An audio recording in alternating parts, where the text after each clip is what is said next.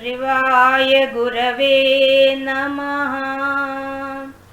శ్రీమాత్రే నమః. శ్రీ గురుభ్యో నమః. అమ్మవారి స్వరూపాలు మీకు అందరికీ నమస్కారం అండి. సౌందర్య లహరిలో ఈరోజు మనం 46వ శ్లోకానికి వచ్చాం. 46వ శ్లోకం.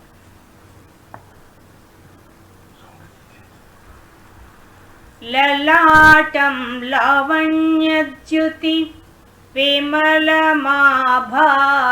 తవ యత్ ద్వితీయం తన్మన్యే మకుటఘటితం చంద్రశకలం విపర్యాసన్యాస్యాత్ ఉభయమపి సంభూయ చ మిథః సుధానే పశ్యూతిః పరిణమతిరాకాహిమకరః. ఈ శ్లోకంలో అమ్మవారి యొక్క నుదురు భాగాన్ని వర్ణిస్తున్నారు, పాల భాగం. మనకు లలితా సహస్రనామ స్తోత్రంలో అష్టమి చంద్ర విభ్రాజ దళికస్తర శోభిత అని వాళ్ళు వర్ణించారు. అమ్మవారి యొక్క నుదురు ఎలా ఉందంటే అష్టమి నాటి చంద్రబింబం వలె ప్రకాశిస్తోంది అని వాళ్ళు వర్ణించారు. కానీ ఆదిశంకరాచార్యులు గారు అదే చెప్తున్నారు, కానీ ఇంకొంచెం ముందుకు తీసుకెళ్ళి మనకు అమ్మవారి యొక్క లలాటాన్ని దర్శింపజేస్తున్నారు.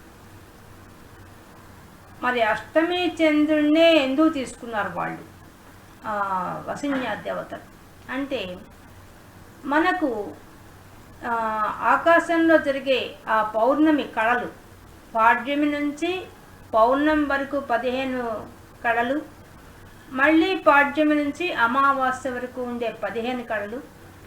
ఈ మొదట తీసుకున్న 15 కళల్లో 15 ఒక్కొక్క కళకి ఒక్కొక్క అమ్మవారు ఉంటారు. వాళ్ళే మనకు ఖడ్గమాలలో వస్తారు. కామేశ్వరి భగమాలిని నిత్యక్లిన్నే భేరుండే వన్నివాసిని మహావజ్రేశ్వరి శివదూతి త్వరితే కులసుందరి నిత్యే నీలపతాకే విజయే సర్వమంగళే జ్వాలామాలిని చిత్రే మహానిత్యే. వీళ్ళు నిత్యాదేవతలు అంటారు. అంటే నిత్యాదేవతలు అంటే నిత్యం ఆకాశంలో ఒక్కొక్క కళ రూపంలో వాళ్ళు వస్తుంటారు. మనం చూసినా చూడకపోయినా వాళ్ళు మాత్రం ఆ చంద్రకళలో కూర్చో ఉంటారు, అధిష్ఠించి ఉంటారు. ఈ అమ్మవాళ్ళు ఎలా వస్తారంటే 15 మందే ఉన్నారు. కానీ మనకు పాడ్యమి నుంచి పౌర్ణమి వరకు ఉండే 15 కళలకి 15 మంది అమ్మవాళ్ళ పేర్లు ఇచ్చేశారు. ఈ 15 మందే మళ్ళీ పాడ్యమి నుంచి అమావాస్యకు వచ్చేసరికి వీళ్ళు వరుస క్రమంలో రారు. ఇప్పుడు మనము కామేశ్వరి భగమాలిని అని చెప్పాం కదా, అలా రారు. చివరిదేంది మహానిత్యే, కింద నుంచి వస్తారు. మహానిత్యే చిత్రే అలా వస్తారు. రిపిటేషన్ అలా కింద నుంచి పైకి వస్తుంది. ముందు 15 నామాలు వచ్చి ఈ 15 నామాలు కింద నుంచి పైకి రిపీట్ అవుతాయి ఆ పాడ్యమి నుంచి ఉండే అమావాస్యకి. ఇది జరిగేది ఆకాశంలో. ఈ అమ్మవాళ్ళు ఇలా వస్తారు. పేర్లు మాత్రం మారవు. పేర్లు మారుతాయి అంటే ఒక్కొక్క కళకు మారుతుంది. కానీ పాడ్యమి నుంచి ఉండి పౌర్ణమి దాకా ఉండే 15 కళల్లో ఉండే 8వ కళ అయినటువంటి త్వరిత అనే అమ్మవారు, పాడ్యమి నుండి అమావాస్య వరకు ఉండే 15 కళల్లో ఉండే 8వ కళగా ఉండే త్వరిత అనే అమ్మవారు, ఈ 2 రోజుల్లో మాత్రం ఒకే అమ్మవారు ఉంటారు, త్వరిత అనే అమ్మవారే ఉంటారు. ఈ అమ్మవారి యొక్క కళ ఎలా ఉంటుందంటే ఆకాశంలో జరిగే విషయం మనకు ఖగోళ శాస్త్రం చెప్తున్నారు. ఎలా ఉంటుంది? చంద్రబింబము అర్ధ చంద్రబింబంగా ఉంటుంది, కరెక్ట్గా సగానికి ఉంటుంది. ఏమాత్రం తేడా లేకుండా సగంగా ఉంటుంది, ఈ సగభాగంగా ఉంటుంది. త్వరిత అమ్మవారు వచ్చినప్పుడు 8వ కళగా ఉన్న 8వ రోజు పక్షంలో 8వ రోజు ఖచ్చితంగా ఆకాశంలో చంద్రుడు ఈ విధంగా ఉంటాడు. ఇది శుక్లపక్షం. మళ్ళీ బహుళ పక్షంలో ఇలా ఉంటాడు.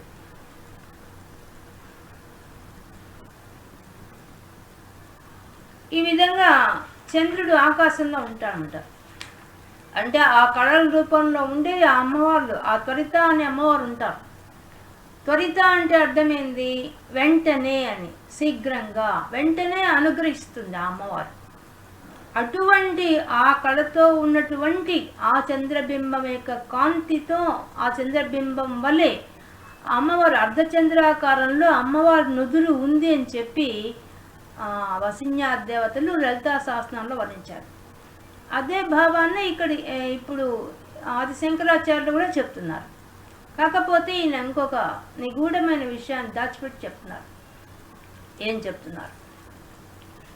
లలాటం ఎత్, చివరి పదం, పాదంలో చివరి పదం ఎత్, మొదటి పాదంలో ఎత్. అమ్మ, ఈ కనిపిస్తున్నటువంటి ఎత్తవా నీ యొక్క, అమ్మ నీ యొక్క, ఆయన దర్శిస్తున్నాడు అమ్మవారి యొక్క లలాటాన్ని చూస్తున్నాడు కాబట్టి చెప్తున్నాడు. అమ్మ, ఈ కనిపిస్తున్నటువంటి నీ లలాటం, నీ యొక్క నుదురు భాగం ఎలా ఉంది? లావణ్య. లావణ్యం అంటే లవణస్య భావం లావణ్యం. లవణం అంటే రాళ్ల ఉప్పు. మనం ఉప్పుని చూస్తాం, అది అన్నీ ఎటు తిప్పినా తెల్లగా మెరిసిపోతుంటుంది. ఒక అర్థం అది. లావణ్యం అంటే ఇంకో అర్థం ఏంటంటే ముత్యం లోపల తలతల మెరిసే అంత నున్నగా ఉండే తత్వం ఉంటుంది ముత్యానికి. ఆ లోపలుండే మెరిసే తత్వాన్ని కలిగి ఉంది అమ్మవారి యొక్క నుదురు భాగం. అంటే చాలా బాగా మెరుస్తుంది, తెల్లగా ఉంది, మెరుస్తుంది. అలా ఉంది అమ్మవారి యొక్క ఆ యొక్క నుదురు భాగం. లావణ్య జ్యోతి కాంతి, అటువంటి కాంతితో ఉంది. ఆ ముత్యం లోపల ఉండే నునుపుదనంతో కూడిన ప్రకాశంతో కూడినటువంటి కాంతితో అమ్మవారి నుదురు ప్రకాశిస్తోంది. విమల ఎలా ఉంది? మలం స్వచ్ఛంగా ఉంది, ఏ మాలిన్యం లేదు, స్వచ్ఛంగా ఉంది అమ్మవారి యొక్క నుదురు భాగం. మాభాతి, విమలం ఆభాతి అసలు పదం. ఆభాతి అంటే ప్రకాశిస్తోంది. అమ్మవారి నుదురు ఎలా ఉందట? ఆ వెన్నెల కాంతితో చంద్రబింబం ఏ విధంగా అయితే ప్రకాశిస్తుందో అంతకన్నా ఎక్కువగా ప్రకాశిస్తోంది అమ్మవారి యొక్క నుదురు భాగం.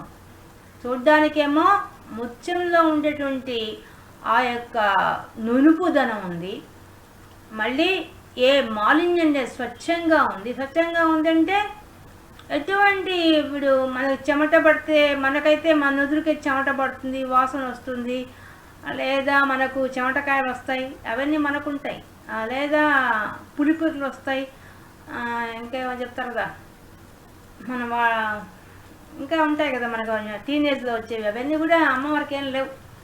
అమ్మవారి నుదురు ఎంత స్వచ్ఛంగా ఉందంటే ఏమాత్రం మాలిన్యం లేకుండా ఉంది. చంద్రబింబంలో మచ్చ ఉంటుంది, అమ్మవారి నుదురు మీద మచ్చ లేదని చెప్పడానికి అది చెప్తున్నాడు. ఎంత తెలివిగా చెప్తున్నట్టు అండి.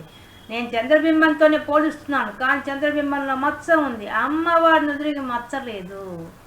అది ఆయన ఉద్దేశం. కాబట్టి విమలం ఆభాతి, ప్రకాశిస్తోంది, దివ్యంగా ప్రకాశిస్తోంది ఆ నుదురు భాగం. ఆయన అంటున్నాడు, అమ్మా మకుట ఘటితం చంద్రశేఖలం. అమ్మా, నీ యొక్క మకుటం, నువ్వు పెట్టుకున్న కిరీటం ఉంది కదా, ఆ కిరీటం పైన నీకు నెలవంక ఉంది. చంద్రశేఖలం ఏముంది? చంద్రవంక ఉంది. నీ కిరీటం మీద ఒక చంద్రవంక ఉంది. కానీ అమ్మ, నేను అనుకుంటున్నాను, మన్యే, నేను తన్మన్యే తత్ మన్యే, దానిని చూస్తే నాకేమనిపిస్తుంది తెలుసా? నీ యొక్క నుదుటి భాగాన్ని, నీ యొక్క కిరీటం పైన ఉండే చంద్రబింబాన్ని చూసినప్పుడు, చంద్రవంకను చూస్తే నాకేమనిపిస్తోందంటే, అమ్మా ద్వితీయం తన్మన్యే, నేను రెండో చంద్రబింబం ఉంది అనుకుంటున్నానమ్మా.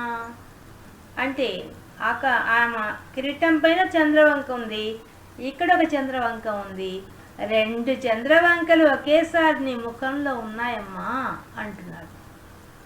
మనం కూడా చూస్తే ఎలా కనిపిస్తుంది మనకి? ఈ పుస్తకంలో ఉండేది కరెక్ట్గా తెలుస్తుంది. చంద్రవంక పైన మీకు ఎవరికి కనిపిస్తుందో, చంద్రవంక పైన చూడండి, అమ్మవారి నుదురు కింద భాగం చంద్రబింబంలాగా ఉంది, అర్ధచంద్రబింబంలాగా. పైన అర్ధచంద్రబింబం, కింద అర్ధచంద్రబింబంలాగా ఉంది. ఈ పుస్తకాలు ఉండేవాడు పుస్తకం మీద ఉండే బొమ్మ చూసుకోండి.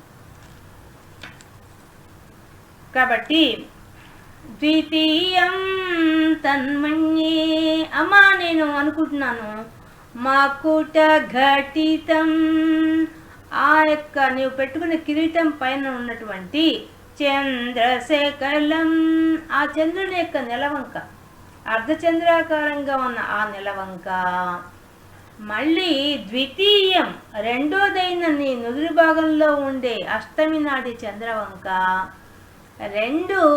రెండు చంద్రవంకలు ఉన్నాయమ్మా నీ ముఖంలో. అంటే ఇప్పుడు మనకు వాగ్భవకూటం చెప్తున్నారు. ఈ శ్లోకాల్లో ఏం చెప్తున్నారు? శ్రీమద్ వాగ్భవ కూటైక స్వరూప ముఖ పంకజ అనే దాన్ని చెప్తున్నారు. కాబట్టి ముఖాన్ని వర్ణిస్తున్నారు. ముఖంలో మన కిరీటం అయిపోయింది, కిరీటం కింద ఉండే కచ్చ భాగం అయిపోయింది, ఆ కచ్చంలో ఉండే పాపటి అయిపోయింది, పాపటిలో మొదట్లో ఉండే సింధూరం అయిపోయింది, తర్వాత ముంగుర్లు అయిపోయింది, అమ్మవారు చిరునవ్వు చెప్పేశాడు, చిరునవ్వు మళ్ళీ చెప్తాడు, చిరునవ్వు అయిపోయింది, మళ్ళీ అమ్మవారి యొక్క ముఖమంతా కలిపి కాంతి ప్రవాహం అని చెప్పేశాడు. ఇప్పుడు నుదురు మాత్రమే చెప్తున్నాడు వాగ్భవ కూటంలో. ఈ నుదురు భాగము అర్ధచంద్రాకారంలో ఉంది, అమ్మవారు పెట్టుకున్న చంద్రవంక అర్ధచంద్రాకారంలో ఉంది. అమ్మ ద్వితీయం తన్మన్యే, పైన ఒక చంద్రవంక ఉంది, కింద ఒక చంద్రవంక ఉంది. అమ్మ రెండు చంద్రవంకలు ఉన్నాయమ్మా నీ ముఖంలో అనేసాడు. అనేసి విపర్యాసన్యాసాత్, అమ్మ అవి రెండు వ్యతిరేకంగా ఉన్నాయి. అవి రెండు ఎలా ఉన్నాయి? ఇలా వ్యతిరేకంగా ఉన్నాయి. అటుపక్క ఒకటి ఉంది, ఇటుపక్క కిందకు ఒకటి ఉంది, పైకి ఒకటి ఉంది, అలా ఉన్నాయి రెండు చంద్రవంకలు. కానీ ఉభయమపి, ఆ రెండింటిని కూడా సంభూయ చమిదః, ఆ రెండింటిని కలిపేసా అనుకో అమ్మా, ఆ రెండింటిని ఈ అర్ధచంద్ర భాగాన్ని ఈ అర్ధచంద్ర భాగాన్ని కలిపేసినట్టయితే పరస్పరం, మిదః అంటే పరస్పరం, రెండింటిని సంభూయచ కలపడం, కలిపినట్టయితే ఎలా కలుపుతావు? సుధాలేపస్యూతి, ఎలా కలుపుతానంటే అమ్మా, ఆ రెండింటిని మధ్యలో నేను ఆ చంద్రవంకలో ఏముంటుంది? అమృత బిందువులు ఉంటాయి. ఆ అమృత బిందువులు తీసుకో, సుధ అంటే అమృతం, లేపనం అంటే పూయడం. ఆ అమృత బిందువులు తీసుకొని ఆ రెండింటి కొసలు అతికిచ్చేసేసి ఈ విధంగా అతికిచ్చేస్తాను. ఇట్లా అతికిచ్చేస్తాను, రెండింటి కలిపితే అతికిస్తే ఏమవుతుంది? పరిణమతిరాకాహిమకరః, అప్పుడేమైపోతున్నది? పూర్ణ చంద్రబింబం అయిపోతుందమ్మా అని వర్ణిస్తున్నాడు. అవి రెండు ముక్కలుగా ఉన్నటువంటి ఆ చంద్రవంకల్ని రెండింటిని, అష్టమి నాడు చంద్రవంకలు రెండింటిని కలిపినట్టయితే ఆ పూర్ణ చంద్రబింబం వస్తుందమ్మా అని చెప్పి వర్ణిస్తున్నారు ఆదిశంకరాచార్యులు. అంటే మనము ఇప్పుడు ఇంతసేపు ఆయన చెప్తున్నంతసేపు మనం ఎక్కడున్నాం? ఆ నుదురు దగ్గరే ఉన్నాం. ఆ నుదురు ఈ విధంగా కింద అర్ధ భాగం ఉంది, పైన అర్ధ భాగం ఉంది. అంటే చంద్రవంకల్ని చూస్తున్నాం, పూర్ణ చంద్రబింబాన్ని చూపించేశాడు. ఆయన చేసిన పని అది, రెండు ఒకేసారి చేశాడు.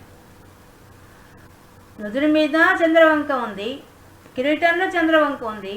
ఆ రెండింటిని కలిపి అతికించడానికి అమృత బిందువులుగా తీసుకుని అతికిస్తే అది కలిపి పూర్ణ చంద్రబింబంగా మారిపోయిందమ్మా అని చెప్పి వర్ణించేశారు. అంటే ఇప్పుడు దాని ఉద్దేశం ఏంది? అమ్మవారు ఆకాశంలో జరిగే నిత్యాకళలు వాళ్ళు. అష్టమి నాటి చంద్రబింబం అంటే త్వరితాకళ కదా. త్వరితాకళ ఎట్లా ఉంటుంది? కరెక్ట్గా చంద్రబింబానికి సగభాగమే ఉంటుంది.